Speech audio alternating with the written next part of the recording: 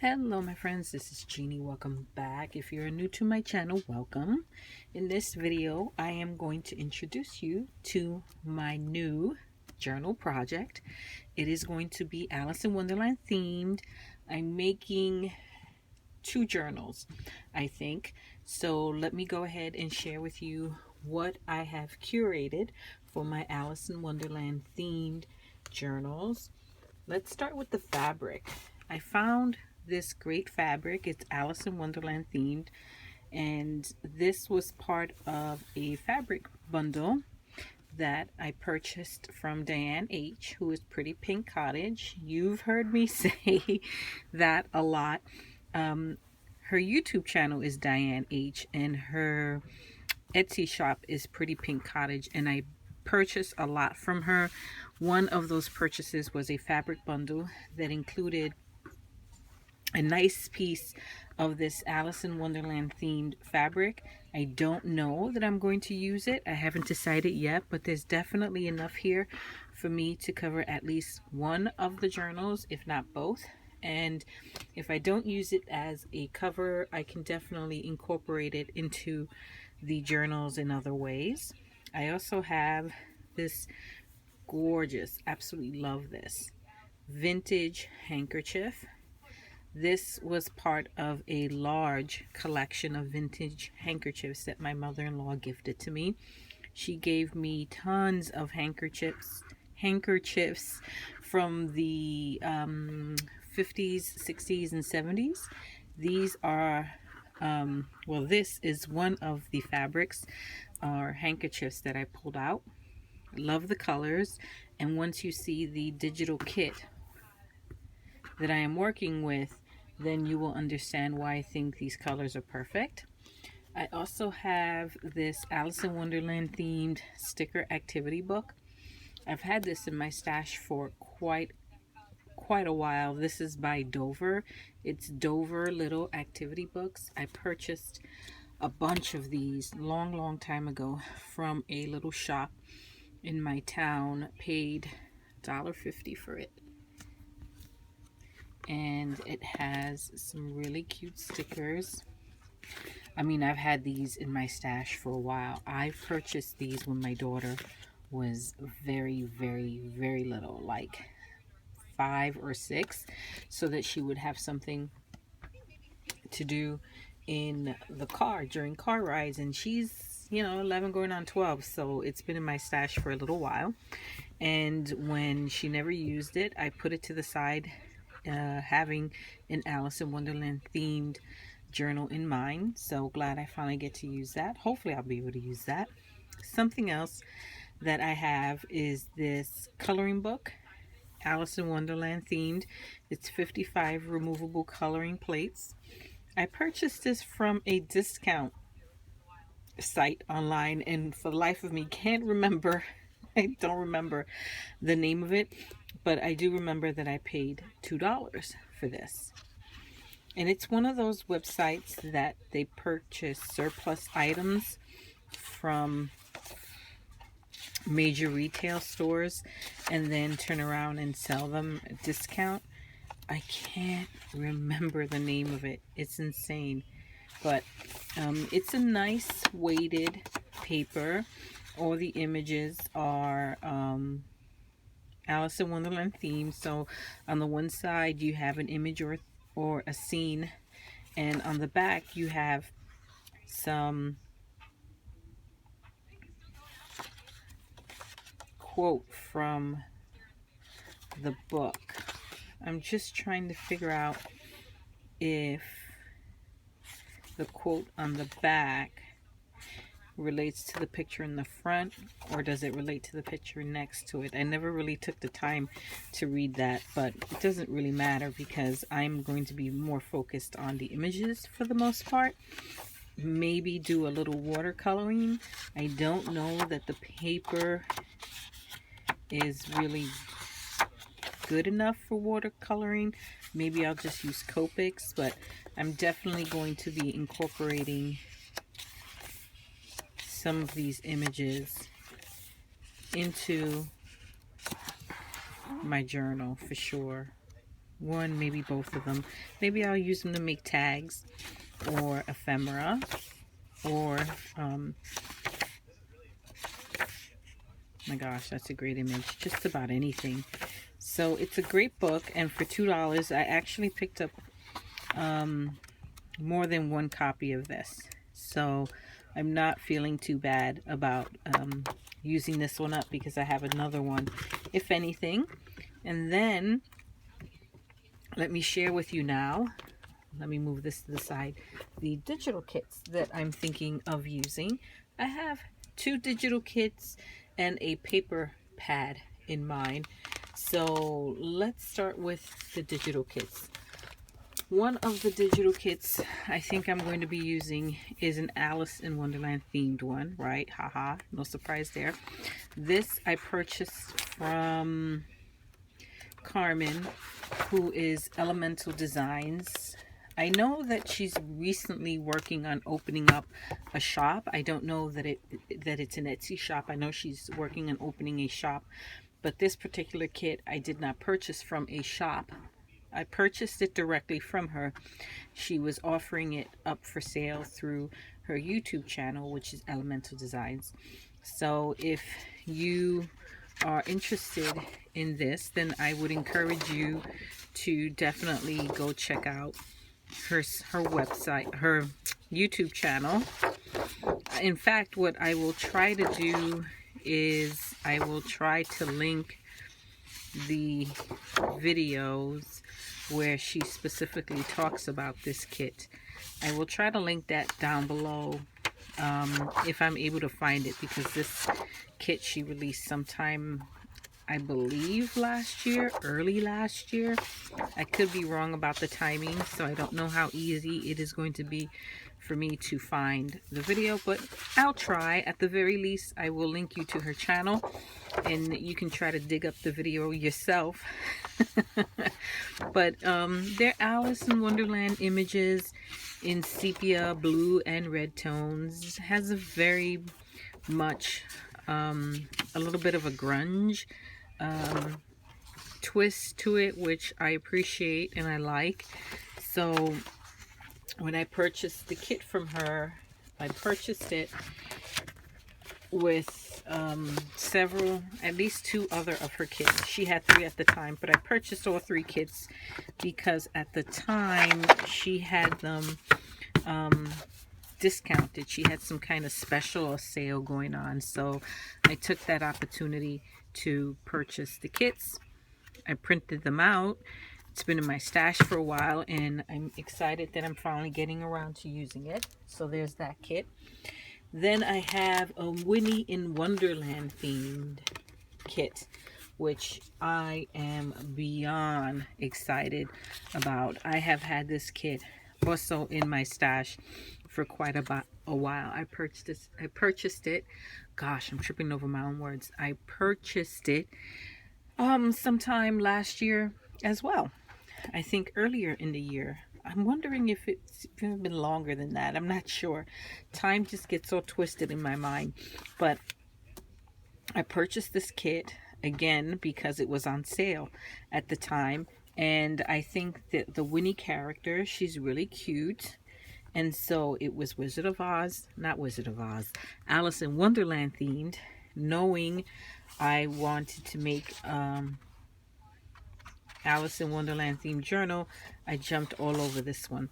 The colors are absolutely gorgeous, and it is a large kit. It's 8.5 by 8.5, I believe, and the colors are gorgeous. The images are gorgeous. I'll do a quick little flip through. Isn't she just absolutely stunning? Love her. Look at this one. My goodness. Are you kidding me with how beautiful this is? Stunning. Stunning. I love that it's Alice in Wonderland themed. I love the vibrant colors.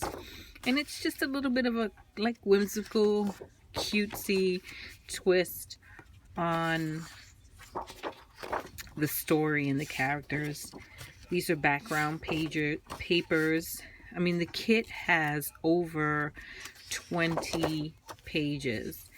I printed these on my Epson printer. It's an inkjet printer, nothing special.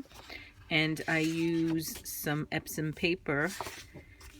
The setting for the paper on the printer was, I think it was like a high quality setting. So these took forever to print, but the end result, gorgeous, absolutely gorgeous.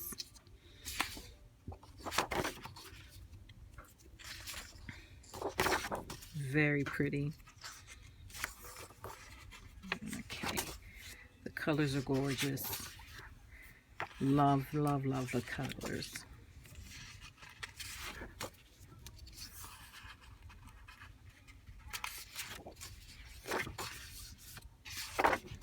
Super pretty. So those are just the papers, and it came with 9 or 10 what they call design sheets, and basically the design sheets were ephemera.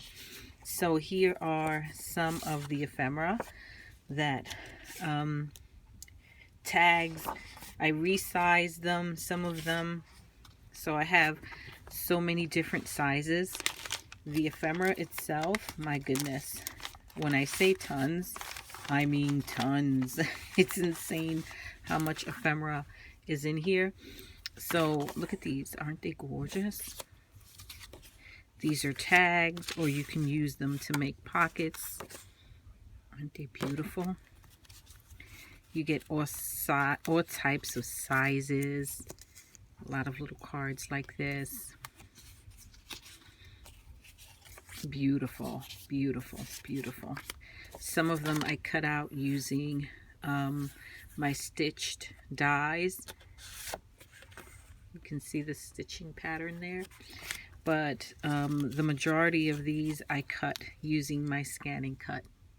Now, I have a love-hate relationship with my scanning cut, and honestly, it's more of a hate relationship.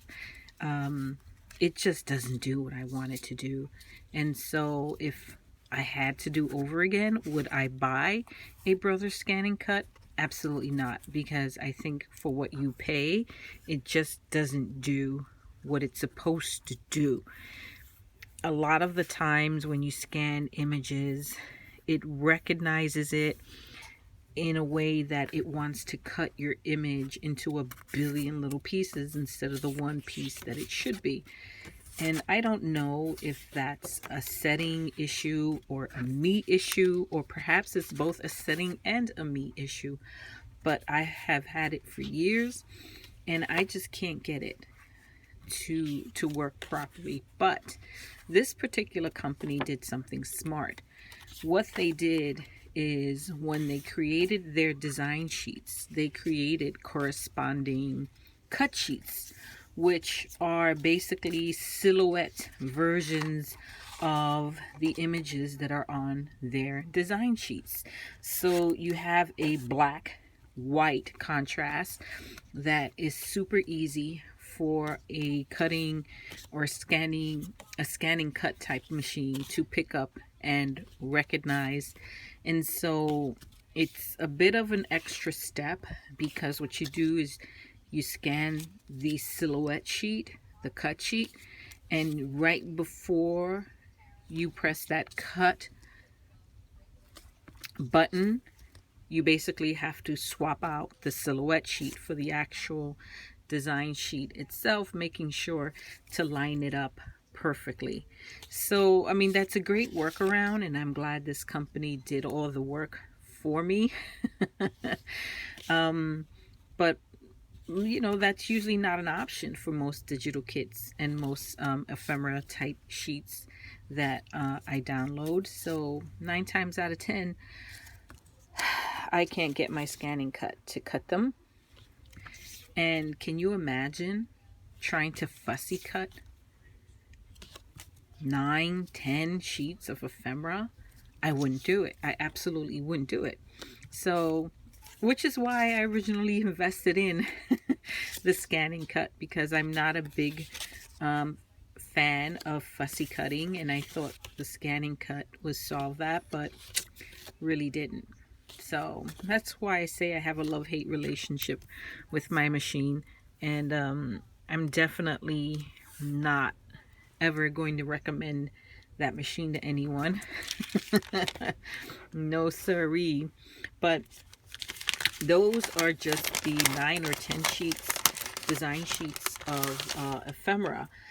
The kit just keeps on giving, my friends, because it also came with a bunch of standalone images that you can also use. These images I resized into different sizes depending on what I think I'm going to use them for. And these images did not come with a corresponding silhouette page. So I actually had to fussy cut all of these out because, again, my scanning cut, when I try scanning her, it really wanted to chop her into a billion little pieces. It wanted to cut her legs separately from the bow. It was a mess. So, and no matter how many times I rescanned, it just wouldn't pick up the images correctly. So I ended up fussy cutting them. Are they perfect? No, but that's the best I can do.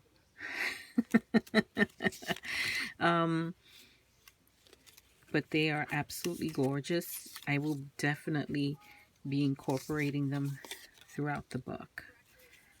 Aren't they beautiful? These are part of those design sheets. Everything's all mixed up here. Let's see, here's another. But I think you get a general sense of what this kit comes with. It comes with a lot. This is more of the ephemera from the design sheets. Very cute. Look at this one. I love this little hat. Isn't that pretty? So that is that Winnie in Wonderland kit. I also have a Stamperia Alice in Wonderland themed kit. Now, I don't think I'm going to use this particular kit for the style of journal that I am making. This is absolutely gorgeous double-sided paper, and the type of journals that I am making, it doesn't lend itself to double-sided paper. So I would lose half of these images. It basically come down to choosing what side of the page I would want to use, and the other side would be completely wasted. So I think I'm going to save this for when I make a more traditional, in quotes, journal. But I thought I would show it to you anyway. And then the final item that I have in my collection is this premium paper collection by Die Cuts with a View. I purchased this from Tuesday Morning a long time ago. It has been in my stash for a good long time, since maybe 2017.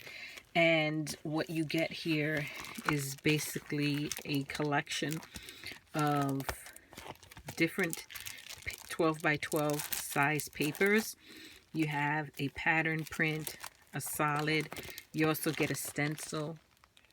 See that? You also get some texture. In this case, it's like a red canvas. And here we also have some specialty paper. This is like a glitter paper. I don't know if you can see it through the covering, but because it is red roses, I thought I can incorporate that into the journal somehow. And if I don't, that's okay. So those are the items, papers that I'm going to use. Let me share with you how I'm actually going to create the journal itself. I am going to do a no-sew junk journal using envelopes. Now this is the prototype or the template, and I love the way it turned out. These are envelopes, large envelopes. These envelopes are meant to house cards that are 6 by 8.5. So I made the envelopes myself using a 12 by 12 sheet of cardstock that I cut down to 11.5 by 11.5, and then I use my envelope punch board to make the larger envelopes. Then I glued them together, making 2 signatures, and then I took the 2 signatures together and glued those together to make one complete book. So this is my very easy version of making a no-sew junk journal, and I will share with you how I did this in the next video. But I absolutely love the way it turned out. I made one in this beautiful plum color. Okay, this was, as I said, the prototype. And I think the second one I am going to make using some black cardstock. I have this coordination cardstock that's been in my stash for a little while, and I'm going to use these 12 by 12 sheets, my punch board, and I'm going to make another no-sew journal. So if you want to know how I made this, and she is sturdy, my friends. I am so happy with the way it turned out. Basically, I have pockets that are already built in if I want to use them, and I also cut this in such a way that when I glued it together, I created these 2 huge pockets in the center of my book where I glued the 2 signatures together. Can you see that?